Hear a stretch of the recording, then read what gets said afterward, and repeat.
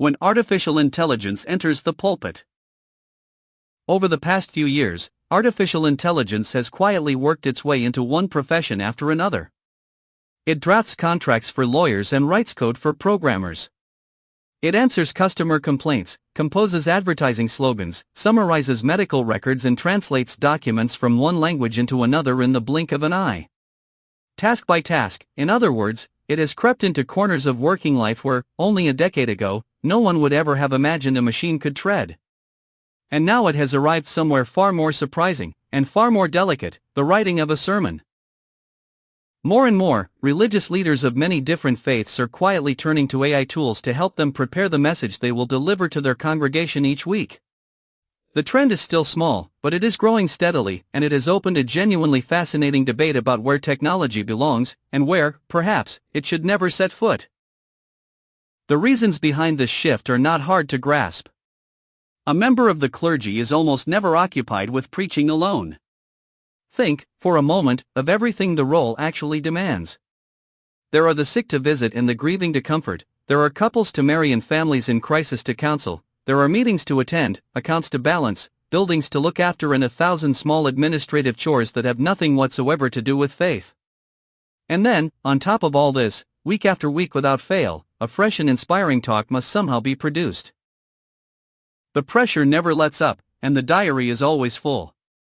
For a person stretched this thin, exhausted, overcommit, forever short of time, a tool that can suggest a theme, dig up a fitting story, gather background on a difficult passage of scripture, or propose a vivid modern example in a matter of seconds is, understandably, very hard to resist. Handled with care, such a tool can lift an enormous weight from a pastor's shoulders and hand back precious hours to the very people who most need his or her attention. For the critics, however, this is exactly where the danger lies. A sermon, they insist, was never meant to be an efficient piece of writing, turned out quickly like a business email or a press release. It is meant to be something altogether different, the fruit of personal belief, of long and patient reflection, of a life that has genuinely been lived. When the words come from a machine, the worry is that they lose their soul. They may be smooth, polished, even moving on the surface, and yet remain strangely empty underneath, hollow at the core, drained of the deep conviction that alone gives them their power. To put the same thought another way, if the man or woman standing in the pulpit has not personally wrestled with the message, has not felt it in their own bones, how on earth can it be expected to stir the hearts of the people sitting in the pews? Sincerity, in this view, is simply not a thing that can be handed over to a machine. Authenticity, they would say, cannot be outsourced. And yet, when we look more closely, the matter turns out to be far less simple than it first appears. Preachers, after all, have always leaned on the words of others. They quote scripture, they borrow insights from theologians and scholars, they adapt sermons written by those who stood in the very same pulpit generations before them. To take an idea from a book has never once been regarded as cheating, provided, naturally, that the borrower makes that idea truly his own. Seen from this angle, an AI tool is nothing more sinister than the newest instrument in a very old and very human tradition.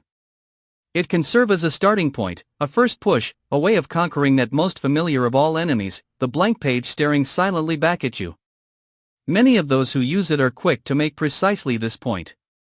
They treat whatever the machine offers as raw material and nothing more, something to be pulled apart, questioned, reshaped, and, above all, filled with their own voice long before a single word is ever spoken aloud. The deeper question, of course, stretches well beyond the walls of any church. We are stepping into an age in which artificial intelligence can imitate almost every form of human expression we can name. It can write a poem or a novel. It can paint a picture or compose a melody. It can produce a heartfelt letter of condolence, prepare a lesson for a classroom, or offer words of comfort to a stranger in distress. And each and every time it enters a field we had always assumed to be essentially, irreducibly human, the very same uneasy questions come knocking at the door. Where does help end, and where does replacement begin? What, precisely, do we lose when the person listening can no longer tell whether the words that touched them were shaped by a beating heart or generated by a piece of software? And perhaps the most uncomfortable question of them all, does it truly matter, so long as the words themselves are honest, kind, and well chosen? Perhaps the wisest thing we can do is to remember that the tool, taken on its own, is neither hero nor villain.